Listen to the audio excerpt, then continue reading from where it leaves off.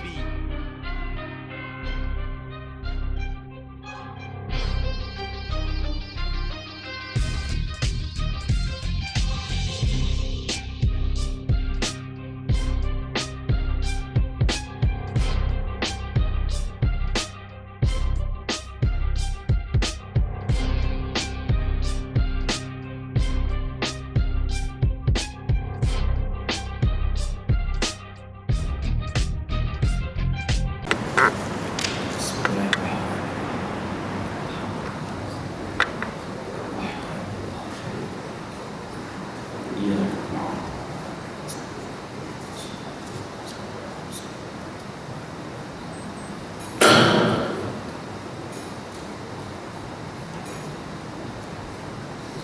Amin ya rabbal alamin.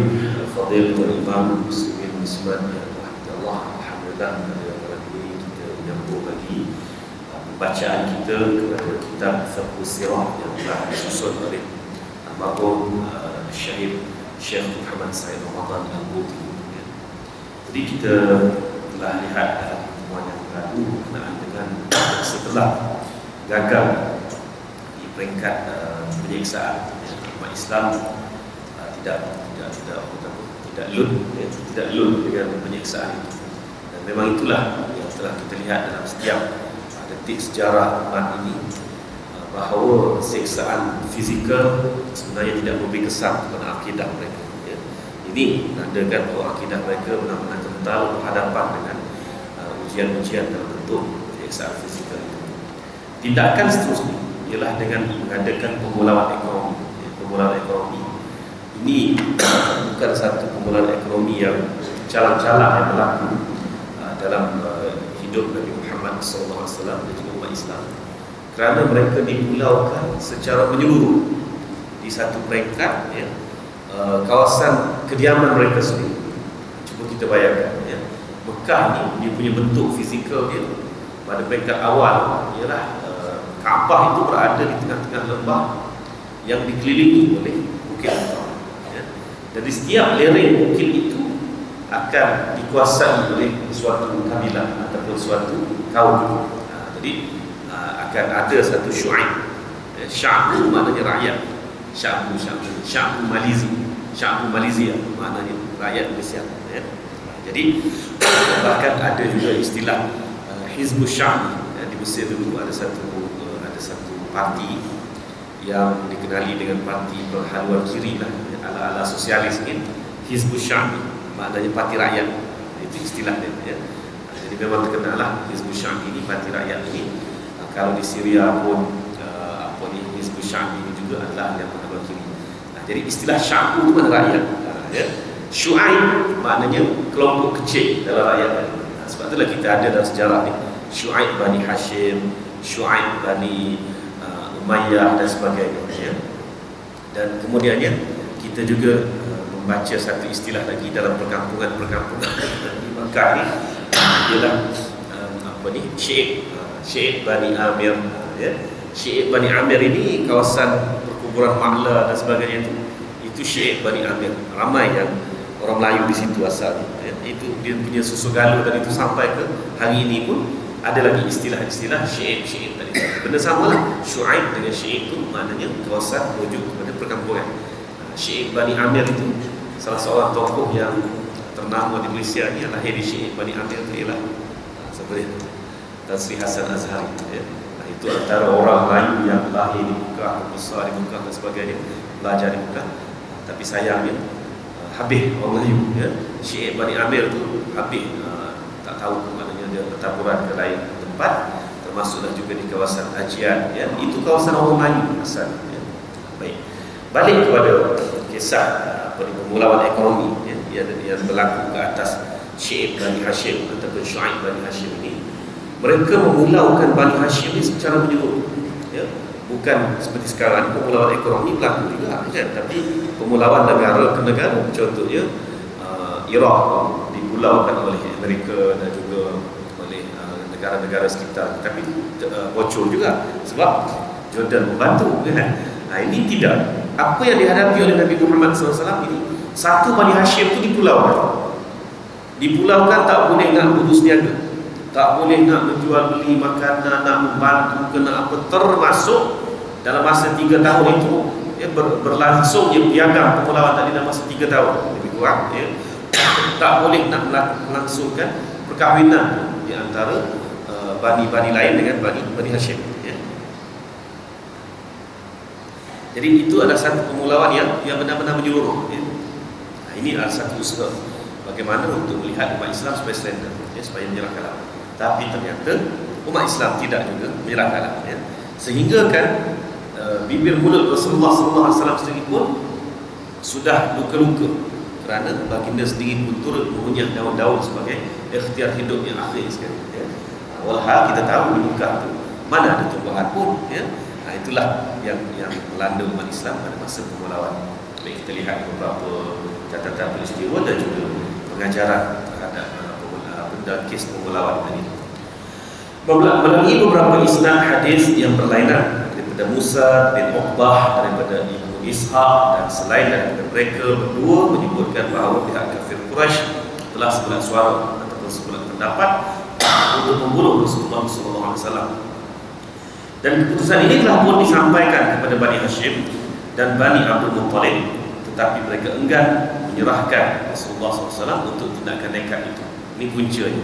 Kerana walaupun tidak semua Bani Hashim dan Bani Abdul Muttalib itu memeluk Islam, tetapi mereka bersatu padu menjaga Nabi Muhammad SAW kerana Rasulullah SAW itu adalah daripada darah keturunan mereka sendiri. Setelah golongan Quraisy tidak berjaya membunuh Rasulullah SAW sebagai langkah yang telah dirancang sebelumnya, mereka bermuafakat pula untuk memulaukan baginda dan sesiapa sahaja daripada orang-orang Islam yang bersamanya. Demikian juga memulaukan Bani Hashim dan Bani Abdul Muttalib yang mempertahankan mereka. Ini sebagai satu usaha terakhir apabila gagal membunuh Nabi Muhammad SAW. Maknanya kasih sayang Bani Hashim kepada Nabi Muhammad SAW itu tetap kukuh walaupun mereka tidak memeluk Islam, tapi dalam bab nak bunuh anak beranak mereka, benda ni mereka tak akan terima. Untuk mencapai tujuan itu, mereka telah menandatangani satu perjanjian bertulis di mana mereka tidak akan mengahwini, tidak akan berjual beli dengan mereka, dengan Bani Hashim ini. Dan yang diputuskan hubungan itu menyekat sumber-sumber rezeki yang mengalir kepada kalangan mereka, tidak menerima sebarang perdamaian dan tidak akan berkasihan belas kepada mereka kecuali setelah Bani Abdul Muttalib menyerahkan Rasulullah SAW kepada mereka untuk dibunuh. Naskah perjanjian ini digantung di ruang Kaabah, di dinding Kaabah. Dia pahat ke atas sekeping loh sama ada kayu ataupun batu dipahat, ditulis. Maknanya semua bani yang ada dalam Quraisy ini, Bani Adi, Bani Umayyah, Bani Makhzum, Bani Zuhrah, semua pulau Bani Hashim dan Bani Abdul Muttalib ini, kerana mereka tidak hendak bekerjasama membunuh Nabi Muhammad SAW. Dan setelah dipahat ataupun ditulis di atas loh tadi digantung di dinding Kaabah. Dalam masyarakat Quraisy pada masa itu, kalau perkara-perkara yang digantung pada dinding Kaabah itu dikira sebagai perkara mulia, perkara utama. Begitu juga ada pertandingan syair setiap tahun. Pertandingan syair setiap tahun ni ada 7 syair yang terbaik yang menang, dia dipanggil Al-Mu'allaqatus Sab'ah. Maknanya 7 yang menang akan ditulis, dipahat di loh tadi, digantung di dinding Kaabah. Macam itulah orang-orang Arab Quraisy memuliakan Kaabah dalam konteks mereka, walau itu menghina Kaabah. Dan di bawah itu berhala, sekeliling itu berhala. Ada riwayat mengatakan 313, ada riwayat mengatakan 360 berhala yang ada di tepi, di dinding Kaabah, sampai ke era Nabi Muhammad SAW membuka kota Mekah. 360 itu ikut kiraan Abu Musa al-Asy'ari. Sahabat lain kira 313 tuan-tuan. Jadi apabila telah digantung di dinding Kaabah, bermakna muktamadlah. Siapa yang tak ikut, tak dengar, maka mereka ini juga akan dipulaukan. Dan pemulauan tadi itu termasuklah usaha-usaha nak membawa barang-barang makanan dari luar Mekah ke dalam kota Mekah, ya, ke dalam kota Mekah nak disampaikan kepada Bani Hashim, maka akan dirampas terlebih dahulu. Seluruh kafir Quraisy berpegang dengan perjanjian ini untuk selama 3 tahun yang bermula daripada bulan Muharram tahun ke-7 hingga tahun ke-10 selepas kebangkitan Rasulullah SAW, ya. Pada tahun ke-7 kenabian dan tahun ke-10 kenabian Nabi Muhammad SAW. Ada pendapat mengatakan bahawa permulawan itu hanya berjalan selama 2 tahun sahaja. Riwayat Musa bin Uqbah menunjukkan peristiwa itu berlaku sebelum perintah baginda kepada sahabat-sahabatnya berhijrah ke Habsyah, ya. Malah suruhan baginda untuk berhijrah ke Habsyah ialah semasa permulawan itu berlaku, manakala riwayat Ibnu Ishaq pula menunjukkan perjanjian permulawan itu berlaku selepas perintah berhijrah ke Habsyah dan selepas Islamnya Umar bin Khattab radhiyallahu anhu, ya. Jadi ada 2 riwayat lah, ada 2 pendapat bilakah permulawan ini bermula, ya. Adakah selepas Umar masuk Islam ataupun sebelum Umar masuk Islam dan sebelum hijrah ke Habsyah. Sebab antara faktor Umar mengamuk, tuan-tuan, ya, antara faktor Umar mengamuk ialah apabila Rasulullah SAW menghantar umat Islam yang tak ada perlindungan dalam kota Mekah ni berhijrah ke Habsyah. Jadi bila Umar dengar begitu, maka dia kata, satu bala lagi pula datang, ya. Jadi rupanya salah satu keluarga yang akan berhijrah ke Habsyah tu ialah adik dia sendiri. Lagilah dia mengamuk, tuan-tuan, ya. Sebab dia tu kan pelindung kepada adik dia, penjaga kepada adik dia, sebagai ketua keluarga. Dan adik ipar dia Sa'id bin Zaid bin Amr bin Nufail radhiyallahu anhu ini juga salah seorang daripada yang dijanjikan syurga ni. Memang disayang, ya. Tapi senyap-senyap suami isteri ini memeluk Islam di belakang dia. Itu dia mengamuk sangat, tuan-tuan, ya. Tapi apabila dia membaca surah Taha, maka dia Islam dengan membaca surah Taha tadi. Maaf, batuk balik berotak lebih lagi. Jadi tuan-tuan, sekarang ni bilakah berlaku ni permulawan tadi? Adakah setelah Umar masuk Islam dan hijrah ataupun sebelum tu lagi, ya? Sebelum tu lagi. Itu khilaf dari sudut masa sajalah. Bani Hashim, Bani Abdul Muttalib dan orang-orang yang bersama-sama dengan mereka daripada orang Islam, termasuklah Rasulullah SAW, telah dikepung dan dipulau di lorong Syi'ib Bani Abdul Muttalib, kerana Makkah terdiri daripada lorong-lorong Syi'ib yang bercabang-cabang, ya. Jadi lorong-lorong celah-celah bukit itu akan ada penempatan, ya, akan ada penempatan. Sebenarnya benda itu masih ada sampai sekarang kalau kita perhati, ya. Mungkin di sekitar Mekah sekarang ni dah tak berapa nak ada lah, ya. Tapi keluar daripada Mekah sikit kita dapat tengok ada lorong celah bukit. Itulah akan ada penempatan, ya. Itu yang dikenali sebagai Syi'ib. Bani Hashim dan Bani Abdul Muttalib, orang yang Islam dan yang kafir berkumpul di lorong itu.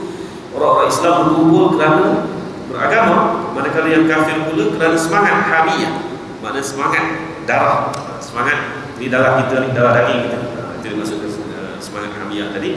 Kecuali inilah orang telah Allah Ta'ala sumpah, celakalah tangan, kedua-dua tangannya ni memang celaka semua, ya.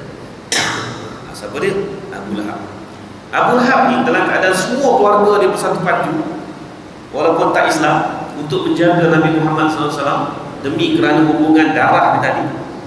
Abu Lahab dia boleh mengecualikan diri dia, ya. Dan maksudnya Abu Lahab ini, dia bukan kasihkan kepada keluarga sangat. Kalau dia kata dia kasih kepada Nabi Muhammad SAW kerana itu anak saudara dia, darah daging dia, anak adik dia dan sebagainya, tuan-tuan, apa terjadi pada masa permulawan membongkar isi hati sebenar Abu Lahab. Dia bukan peduli pun ke saudara, sanak saudara. Dia peduli apa? Dia peduli perut dia je. Dia peduli perut dia sahaja. Jadi Abu Lahab mengecualikan diri dan keluar menyertai Quraisy dengan mencabar Rasulullah SAW dan juga sahabat-sahabatnya dan ahli-ahli keluarganya yang melindungi Rasulullah SAW. Rasulullah SAW bersama-sama orang Islam bertungkus-tungkus dan berjuang bersungguh-sungguh dalam masa 3 tahun ini. Dugaan ke atas mereka terlalu berat. Dalam hadis sahih menceritakan bahawa mereka bertungkus-tungkus menghadapi suasana ini. Diceritakan bahawa mereka terpaksa makan daun-daun dan pucuk kayu. As-Suhaili menceritakan, kalaulah unta-unta perniagaan tiba di Makkah datanglah salah seorang sahabat Rasulullah SAW untuk membelikan bahan makanan untuk keluarganya. Maka di kali itu Abu Lahab pun melaungkan kepada mereka, wahai peniaga-peniaga, naikkan harga barang kamu ke atas sahabat-sahabat Muhammad ini, supaya mereka tidak mampu membeli sesuatu pun daripada kamu. Ya. Tabat yada Abi Lahab yang buatan, memang betul lah, ya. Celaka sungguh Abu Lahab. Lantas peniaga-peniaga tadi pun melipat gandakan harga jualan mereka, sehingga sahabat Rasulullah SAW terpaksa pulang dengan tangan kosong, menemui anak-anak mereka yang melolong dengan kelaparan. Ya. Tak mampu nak beli dah. Kalau peniaga itu tak naikkan harga, dia sendiri akan lihat di pulau daripada Mekah. Sedangkan Mekah ni adalah pusat perdagangan mereka, ya, pusat perdagangan mereka. Sebaik sahaja masuk 3 tahun dari tarikh pengepungan, satu kaum daripada Bani Qusay memarah sesama sendiri. Kelompok mereka bersepakat untuk melanggar perjanjian mereka. Ya, Qusay ni dia juraian keturunan Quraisy dekat itu, di bawahnya Qusay, Kilab semua tu sampai ke Hashim. Ya, sampai kepada Abdul Manaf, sampai ke Hashim. Jadi Qusay, kok mana pun dia ada perasaan belas kasihan. Ini adik-adik kita juga, sanak saudara kita juga, ya. Kenapa kita nak pulau ke siapa gitu sekali? Dah kesian sangat, tak boleh.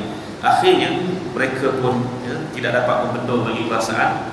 Mereka telah berbalah sesama sendiri dan bersepakat untuk melanggar perjanjian mereka.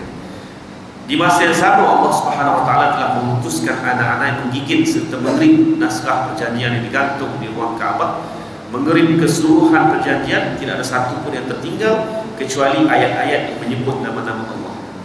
Sebabnya nama Allah itu mereka guna juga. Seperti contohnya Bismikallahumma, ya, Allahumma, dia sebut macam tu, ya. Jadi Allah tadi itu walaupun dalam minda orang-orang Quraisy dia merujuk kepada berhala-berhala, tapi bila sebut nama Allah, sebab itulah perbahasan tentang nama Allah ni panjang, ya, tuan-tuan. Kita tak boleh nak sekadar baca dalam internet lepas tu nak melawak-melolong sendiri gitu je. Perbahasan tentang nama Allah ni panjang. Jangan seronok sangat kita mengikut sejarah-sejarah yang sekerat-sekerat tu. Ya. Contohnya ramai juga yang menghujat nama Allah tu kan, Quraisy pun guna nama Allah juga. Tapi Allah Quraisy tadi itu rujuk kepada berhala batu-batu. Itu sejarah tu kan. Tapi adakah sejarah itu sebenarnya membenarkan hakikat nama Allah tu boleh dikongsi? Dia macam tu. Ya. Sebab tu saya tidak setuju dengan perkongsian nama Allah tadi, ya. Sebab panjang perbahasan ilmiah, ya. Kita tak boleh nak buka dalam masa sekadar 10 minit, sekadar menulis dalam Facebook, sorry lah, ya. Ramai sekarang ni orang kita yang mudah sangat melantah bila adanya artikel-artikel ke berita-berita mengarut ke dalam Facebook, melantah. Sebagai contohnya seminggu lepas kononnya malam ini tu tak tulis tarikh. Termasuklah pagi tadi pun ada lagi orang yang sebar benda tu. Malam ni, dia kata, malam ni. Walau malam ni tu dah berminggu lah. Apa dia? Bulan akan tawaf Kaabah yang berlaku hanya sekali dalam 100,000 tahun. Orang ni tak baca surah Yasin lah. Orang yang menyebar, yang menulis tu memanglah jahat. Kaitkan pula dengan doa daripada Mufti Ismail Mek. Tak ada kaitan tu. Cuma doa Mufti Ismail ini diselitkan di bawah supaya kita berdoa lah, ya. Maknanya bila berlaku pada pukul 3.30 pagi di Mekah, bermakna 8.30 pagi Malaysia. Maka berpakat-pakatlah kita sembahyang masa tu, solat doa di sana, solat tahajud, berdoalah betul lah dan sebagainya, begitu lepas tu tuan-tuan sebar. Hari pagi tadi ada sebar lagi. Alhamdulillah tu dah berminggu. Malam ni tarikh tak ada. Saya tak faham mentaliti orang kita ni apa ni. Malam ni tarikh tak ada, dia boleh fikir malam ni. Minggu lepas pun malam ni. Tengok sebulan lagi pun duduk malam ni juga. Itu satu benda. Yang kedua, kalau bulan tiba-tiba keluar daripada opik dia pergi ke tawaf Kaabah, tuan-tuan, apa jadi? Kiamat. Sebabnya wal qamara qaddarnahu manazil hatta 'ada kal-'urjunil qadim. La syamsu yanbaghi an tudrikal qamara wa la yusabiqun nahar. Apa dia maksud? Allah dah siap ni terjemah secara kampung, terjemah ilmiah kan takut tak faham. Allah dah siap dah rel bagi setiap bulan dan sebagainya ini bergerak dengan kadar yang dah telah ditetapkan dan tidak akan mendahului malam atau siang. Mereka ni bergerak pada rel mereka sendiri. Pak, orbit lah bahasa saintifiknya. Saya nak guna rel macam rel ni kita. Kalau tiba-tiba bulan keluar daripada rel dia ni, kiamat. Tafsir Ibn Katsir menyebut kalau sikit saja lagi bulan ini habis, maka akan berlaku kiamat lah. Sebab Allah sudah tetapkan qadarna. Tak faham ke? Bukan orang amal universiti lah. Inilah kita baca Yasin 52 kali setahun. Sebab ada 52 kali malam Jumaat, tapi tak faham sepatah haram pun apa ada Yasin. Surah Yasin di surah angkasa. Saya belajar astronomi di Kuza, ya, sepanjang lebih kurang 6 semester belajar astronomi di Kuza sehingga dapat CJ Falak Syar'i. Duk kaji surah Yasin. Semester 1 ambil sebahagian, semester 2 ambil sebahagian, sehingga komplit ayat-ayat astronomi dalam surah Yasin, baru dapat CJ. Antara best student. Ya, dapat straight A+, tuan-tuan, selama 6 semester CJ Falak Syar'i. Jadi bila orang tunjuk je ke saya kata mengaku. Terus mengaku, Ustaz terima dah ni first time baca, tapi terus mengaku. Sebab rujuk ayat 39-40 surah Yasin. Habis cerita. Kita mudah hafiz surah Yasin. Ya dah, mudah hafiz Quran, hafiz surah Yasin. Ya, tak baca, tak faham. Inilah umat Islam. Ya, inilah umat Islam pada hari ini. Apa saja keluar dari Facebook terus. Dan Mufti Ismail Meng telah nafikan. Dia kata dia kata don't be fooled from this message. Dan dia kata my message is not not type, dia kata apa tu, maknanya mesej saya tidak akan berubah seperti ini, kata dia. Jangan jadi bodoh dengan don't be fooled, kata dia, dengan mesej seperti ini. Dan saya tidak ada kaitan langsung, bahkan kenyataan itu memang salah. Jadi tuan-tuan, jangan main-main dengan ayat Quran. Kalaupun bila saya terangkan macam ni, ada juga orang kata habis tu Ustaz bukan salah pun untuk kita pada pukul 8.30 tu untuk kita buat solat duha, solat hajat, solat ini. Memang tak salah, tapi punca awak buat macam tu kerana awak telah didorong oleh mesej ini dan mempermainkan benda yang Tuhan dah janji tetap, tapi maka kita beribadah pada masa itu memang beribadah dengan punca yang salah, ya, bukan beribadah kerana Allah semata-mata. Jadi yang memang hal itu, ya. Jadi sebab itulah tuan-tuan, kita ini hendaklah sentiasa dalam keadaan orang kata apa dah, wa in ja'akum fasiqun binaba'in fatabayyan. Ya. Jika datanglah kepada kamu seorang yang membawa berita, orang fasik, ya, yang bawa berita, hendaklah fatabayyan, hendaklah kamu siasat, ya. Hendaklah saya siasat. Jangan kita hanya ambil satu berita tadi, ya dah, betul dah. Tak ada authority pun kalau datangnya berita-berita seperti itu, ya. Jadi balik kepada naskah perjanjian tadi, bahagian yang menyebut nama Allah sahaja yang tidak dikrip oleh anak-anak tadi, bermakna ada sesuatu kemuliaan nama Allah, ada satu kemuliaan nama Allah pun, walaupun diniatkan Allah di situ kepada berhala-berhala, tapi dimuliakan lafzul jalalah ini, ya.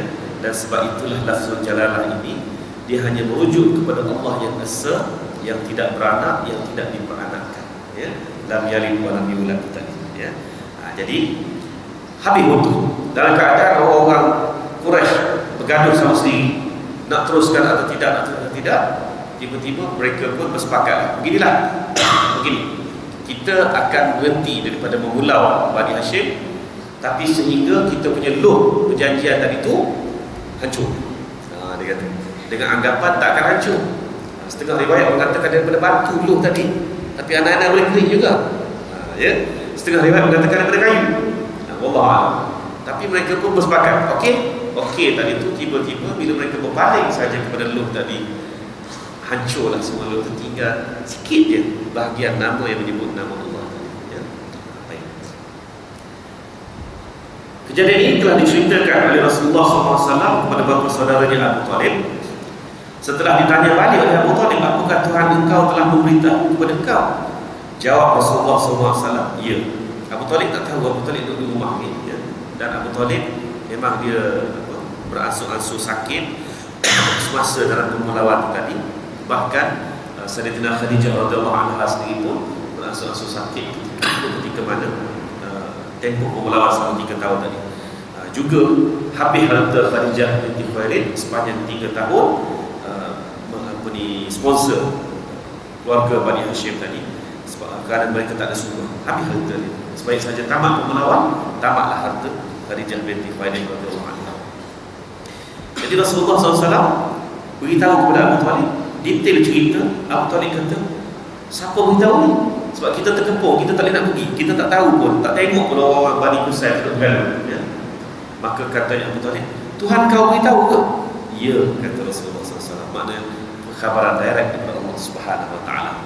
Kemudian Abu Talib pun bersama beberapa orang kaum yang pergi menemui Quraisy dengan meminta dari mereka membawa data naskah perjanjian mereka dahulu, dengan mengisyaratkan kepada mereka yang ianya seolah-olah tunduk kepada seteru-seteru mereka, dan mereka pun membawa keluar naskah itu dengan keadaan masih melipat lantas. Berkatalah Abu Talib, anak saudaraku telah memberitahu aku dan hingga kini beliau belum pernah berbohong. Jadi ada katanya naskah itu dalam bentuk lipatan, Allah alam lah yang ini, sebab benda tu bukan yang ditukar cantik sejarah satu kan. Jadi sekali Abu Talib pergi beritahu, anak saudara aku beritahu bahawa perjanjian itu telah hancur akibat daripada kamu berbahas berjanji semula dan sebagainya. Jadi bawa orang tengok betul tidak. Maka dibawalah kepada Abu Talib, ya, nak tengok benda tu. Anak saudara aku belum pernah berbohong dan dia telah memberitahu aku tentang itu, di mana Allah Ta'ala telah menghantar anak-anak untuk mengirim naskah perjanjian kami itu dan memakan setiap nas perjanjian yang zalim yang memutuskan hubungan silaturahim. Sekiranya kata-kata itu benar, sedarlah kamu dan kembalilah kamu semua dari jalan jahat kami itu kepada Allah. Jadi bahasa yang digunakan oleh Abu Talib Allah juga, ya, kembalilah kepada Allah. Tapi Allah mana tu, ya, Allah dalam kepala mereka tu, Allah mana, ya. Kami tidak akan menyerahkannya kepada kamu, biarlah mati hidup pun kami semua tidak akan menyerahkan Muhammad untuk kamu bunuh dengan sewenang-wenangnya, ya. Lalu mereka pun menjawab, kami setuju dengan segala yang telah kami ucapkan. Dan dengan itu mereka telah membuka naskah perjanjian tadi, didapatinya tepat seperti mana diceritakan oleh As-Sadiqul Masduq, ya, iaitu Nabi Muhammad SAW. As-Sadiqul Masduq maknanya apa? Yang benar lagi membenarkan, ya. Tetapi mereka menjawab, ini adalah sihir anak saudara kamu. Kata, mana boleh jadi macam ini? Mesti sihir juga, tak masuk Islam juga, ya. Sihir pula. Oleh itu mereka makin bertambah sesat dan bertambah bermusuh, ya. Orang-orang kafir ni bila berdepan dengan Nabi, syarat yang diberi kepada Nabi itu pelbagai, termasuklah orang Yahudi, ya. Orang Yahudi, Ka'ab bin Ashraf, kepala Yahudi Bani Nadir, dia rebus atau bakar beberapa biji kurma, beberapa biji dia rebus atau bakar, dua riwayat. Jadi dah semalaman dia rebus, dia bakar tadi, mana biji kurma tu dah mati, ya dah mati dah. Dia pun beritahu kepada Nabi Muhammad SAW, bagi esok dia kata, Muhammad, tanam butir-butir atau biji-biji kurma ni bagi dulu, kalau hidup aku masuk Islam, ya. Jadi Nabi Muhammad pun dengan nama Allah, Bismillah, tanam sebiji. Ada riwayat mengatakan, Innallaha yuhyi wa yumiit, Nabi baca, sesungguhnya Allah yang menghidup dan mematikan sebiji. Apa jadi? Dia kata tadi, kalau hidup aku masuk Islam. Bukan setakat hidup, membesar, merendam, berbuah dalam masa tak sampai setahun. Itulah yang dikenali dengan kurma ajwah. Itu sejarah kurma ajwah. Sebab tu saya pesan, kalau pergi ke Mekah, Madinah, bawa balik kurma je, Zam-Zam dengan kurma ajwah. Yang lain-lain itu made in Korea, made in China, made in India, sejadah dari Pakistan, ya. Ni serban, kita pakai serban made in China juga. Silap regular, kopiah sekarang ni pun tanpa kita sedari, kopiah daripada Kedah, daripada dari Kedah, dari petani kan? Banyak sebenarnya kopiah cantik-cantik tu kan. Tapi itulah dia orang pandai, dia tak jual di Malaysia ni, tak ada pasar Malaysia ni, dia jual satu. Kita bawa balik, tengok-tengok, sama brand kan dengan yang ada kat Malaysia kan. Jadi tuan-tuan, kurma ajwa ni dalam masa tak sampai setahun berbuah. Tadi Ka'ab bin Ashraf dia kata kalau hidup, sebab dia pasti dah butir biji butir kurma termati. Biji kurma termati dah. Hidup bukan sekali hidup, berbuah lagi. Ya, maka Rasulullah pun petiklah kurma ajwa yang masak ranum tadi itu. Nabi sebut haza tamar, kata Nabi, ini tamar aku. Sebab tu kita pergi ke Madinah nak cari sangat kurma ajwa tu, tapi jangan cari yang besar sangat. Sebab kalau besar sangat kita bimbang dia ditanam bukan di Madinah, ya, ditanam di luar Madinah. Yang kita nak kurma ajwa tanah Madinah, ya. Ini yang Nabi sebut dalam hadis dia, barang siapa memakan kurma ajwa 7 biji sehari semalam, barang siapa memakan kurma ajwa 7 butir sehari semalam, ya, maka terhindar daripada sihir dan racun, ataupun racun daripada sihir. Saya tukar, ya. Siapa makan kurma ajwa 7 biji sehari semalam, terhindar daripada racun dan sihir. Itu hikmat kurma ajwa tadi, ya. Jadi ulama-ulama menyebut biarlah kurma ajwa itu daripada kurma ajwa Madinah, tanah Madinah. Tak nak yang ditanam di luar Madinah. Sebab biasanya yang besar-besar ni bukan daripada tanah Madinah lah, ya. Jadi apa jadi pada Ka'ab bin Ashraf? Dah melihat dengan mata kepala sendiri. Dia kata apa? Oh, ini sihir Muhammad. Sihir ni. Sebab aku dah rebus dah biji kurma tadi tu. Semalaman dah rebus. Memang mati dah biji kurma tu, ya. Banyak sebenarnya. Termasuklah juga satu lagi peristiwa belah bulan. Ya, peristiwa belah bulan. Saya pun heran macam mana peristiwa belah bulan ni. Ramai orang kita tak tahu. Jadi bila saya bawa jemaah, ya, bagi tunjuk ni lah tampak Nabi belah bulan. Bulan tu terbelah dua daripada bukit ni ke bukit ni, lama keadaannya. Dia kata, ada ya Ustaz? Kata, tak ada macam mana pula kan? Tak pernah dengar cerita ataupun mukjizat Nabi belah bulan. Tak pernah dengar. Sedangkan benda tu kita dengar benda kecil lagi, ya. Dia cerita tutup guru ustaz di kampung, dia cerita pasal belah bulan. Bila dia dicabar Nabi Muhammad SAW, dia kata, Muhammad cuba kamu belah bulan tadi, ya. Kalaulah bulan tu betul boleh terbelah, kami masuk Islam. Abu Bakar punya naik angin. Abu Bakar kata, tak boleh ke beri satu benda logik angka sikit? Nabi dia punya masa tu Nabi terima wahyu, ya. Dan katanya Nabi SAW, wahai Abu Bakar, ya, Allah telah merestui ataupun Allah telah menerima cabaran mereka. Maka Nabi SAW pun naik ke atas Jabal Abi Qubais. Jadi ketika Nabi betul-betul berada di Jabal Abi Qubais, tuan-tuan, bulan turun dan Nabi memberi isyarat Bismillahirrahmanirrahim. Isyarat Allah terbelah dua. Daripada Jabal Abi Qubais, sebelahnya duduk di Jabal Mu'ayqi'an. Senang cerita, satu di Jabal satu di Bukit Sofa, satu di Bukit Marwah. Lama terbelah. Mereka tengok terbelah, ya. Apa jadi lepas tu? Jadinya lepas tu, sihir. Dia kata sihir lagi, ya. Tak masuk Islam juga. Mereka cabar tu sia-sia saja, kerana bukan beriman. Mereka bukan beriman dengan cabaran-cabarannya. Mereka telah dijawab oleh Allah Subhanahu Wa Taala. Jadi tempat tapak Nabi SAW berdiri dan membelah bulan itu telah dibina satu masjid, ya. Mengikut cerita ni masjid itu lama, ya, lama masjid itu, dan hanya dirobohkan sekitar tahun 60-an kemari saja, ya. Dirobohkan di Jabal Abi Qubais, sehinggalah Jabal Abi Qubais itu tinggal, kata apa? Tinggal seketut gitu je lah sebenarnya. Hanya saja kecil je tinggal sekarang. Jabal Mu'ayqi'an langsung tak ada, ya.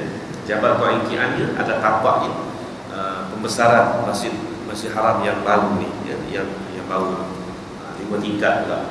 Itulah tapak Jabal Mu'ayqi'an. Manakala Jabal Abi Qubais masih ada lagi sedikit dia punya sisa-sisa dia, ya. Jadi itulah antara contoh orang-orang Quraisy ni apabila berhadapan dengan mukjizat Rasulullah SAW, mereka dengan cepatnya mengatakan ini sihir, ya. Dan kedegilan mereka itu ternyata mereka ini telah pada satu tahap itu dikunci hati mereka, sehingga kan orang-orang yang mengepalai cabaran itu sendiri kebanyakan mati dalam peperangan-peperangan Badar, Uhud dan sebagainya, ya. Mereka terkorban dalam peperangan itu, dan yang tersisa yang tinggal itulah yang rupanya tuan-tuan, kalau saya telusuri balik di senarai nama tadi itu, yang tersisa itu inilah yang akhirnya memeluk Islam ketika Nabi Fathu Mekah, pembukaan kota Mekah. Selepas peristiwa itu, 5 orang pemuda Quraisy keluar melanggar perjanjian yang telah disetujui dahulu dan menamatkan pengepungan pihak Quraisy. Mereka ialah Hisham bin Amr bin Al-Harith, ya, Zuhair bin Umayyah, Al-Mut'im bin Adi, Abu Bakhtari bin Hisham, dan Zam'ah bin Al-Aswad. Mereka ini bukan orang Islam, masih lagi musyrik, tetapi mereka mempunyai hati yang baik. Mut'im bin Adi adalah sahabat baik kepada Mut'im bin Adi ini sahabat baik kepada Abdul Muttalib, ya, sahabat baik kepada Abdul Muttalib. Jadi dia memang kasihan dengan Nabi Muhammad SAW, tapi pada satu tahap suaranya itu tak berapa didengari. Sebab itulah selepas daripada kematian Abu Talib, orang yang membela Nabi Muhammad SAW, menjaga Nabi Muhammad SAW ialah Mut'im bin Adi, ya, sehingga Nabi boleh terus duduk di Mekah sampai Nabi berhijrah. Orang yang mula-mula bergerak melanggar perjanjian dan berterus terang mengajak ke arah itu ialah Zuhair bin Umayyah. Beliaulah yang telah membelah masuk di tengah-tengah ramai orang-orang Mekah sambil melaut, "Wahai penduduk Makkah, apakah layak kita memakan makanan dan memakai pakaian, sedangkan Bani Hashim dan Bani Abdul Muttalib dimamah kebinasaan? Tidak siapa berjual beli dengan mereka. Demi Allah, aku tidak duduk sahaja sehinggalah aku menentang perjanjian melawan yang kejam ini." Kemudian 4 yang lain pun bangun menyuara dengan nada yang sama, iaitu Al-Mut'im bin Adi bangun meluru ke arah naskah perjanjian dan mengoyakkannya.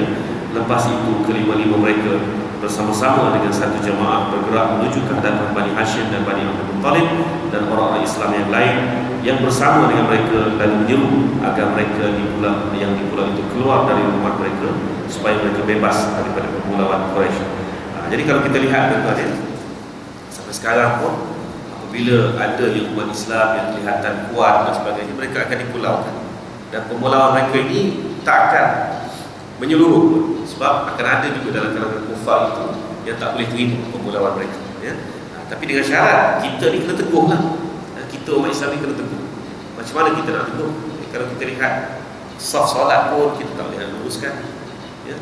Tak tahulah apa benda masalah dengan kita, ya, sehingga kan nak merapat-rapat antara bahu ke bahu. Saya dalam bab kaki ke kaki itu saya tak nampak praktikal lah, walaupun kalau kita pergi ke tanah Arab lah, ya, dia akan selalu sebut rapat bahu ke bahu, kaki ke kaki. Saya tak nampak kaki ke kaki tu, ya. Tak payahlah kaki ke kaki tu, ya. Kita panggil buku lali ni kan, buku lali ni nak rapat ke buku lali, jadi tak stabil. Sebab tu kita punya berdiri dalam solat ni, kita punya bukaan kaki sekadar sejengkal kita saja, itu hak stabil sungguhnya, ya. Kalau dia tu terkakar tu sebenarnya terbeak tu. Bukan apa, hak paling sesuai sejengkal kita, ya, sejengkal kita. Kalau misalkan tak stabil juga, buka lah sikit, tapi tidak sampai ke tahap nak kaki ke kaki tadi. Tapi kalau bahu ke bahu, itu saya kata praktikal, ya. Bahu ke bahu praktikal. Kenapa susah sangat kita nak duduk bahu ke bahu? Apa masalah? Apa kita pandang orang sebelah tadi tu tak setara dengan kita, ataupun berjangkit kenapa? Tak ada tuan-tuan, ya. Jadi praktikal utama kita dalam bab penyatuan hati ni ialah solat, ya, saf solat tadi. Jadi dengan meluruskan saf solat saja itu sudah cukup menjadi satu ujian untuk kita sebenarnya. Macam askar nak buat latihan disiplin, dia mula daripada kawat, kan? Jadi kita bermula daripada solat. Jadi insya-Allah bila kita benar-benar teguh pendirian, bersatu hati, apa sahaja tribulasi yang akan ditimpakan ke atas kita, Allah akan buka ruang. Seperti contohnya, ruang itu datangnya daripada orang kafir sendiri yang tidak bersatu hati untuk tribulasi ke atas umat Islam, dengan munculnya 5 orang pemimpin Quraisy ini yang akhirnya berkeras mengatakan, kami tidak akan berhenti selagi mana tidak berhenti pemulauan ini, ya. Jadi pertolongan Allah itu boleh datang daripada pelbagai aspek dan juga pelbagai penjuru, insya-Allah. Jadi sekadar itulah tuan-tuan pada malam ini kita minta maaf kerana suara saya tak nak pergi jauh sangat lagi. Masih batuk-batuk lagi ya. Balik hari Jumaat baru ni, baru dari umrah. Dan suasana biasalah, sejuk panas itu. Akhir tubuh kita pun tak bertahan. Dan insyaAllah kita jumpa dalam pertemuan akan datang untuk melihat hijrah yang pertama ke Habsyah, iaitu berlaku pada tahun ke-6 hijrah. ke-6 kerasulan ya. Pada tahun ke-6 kerasulan, hijrah pertama menuju ke Habsyah. Jadi kita tangguhkan dengan tasbih kafarah dan juga suratul Asr.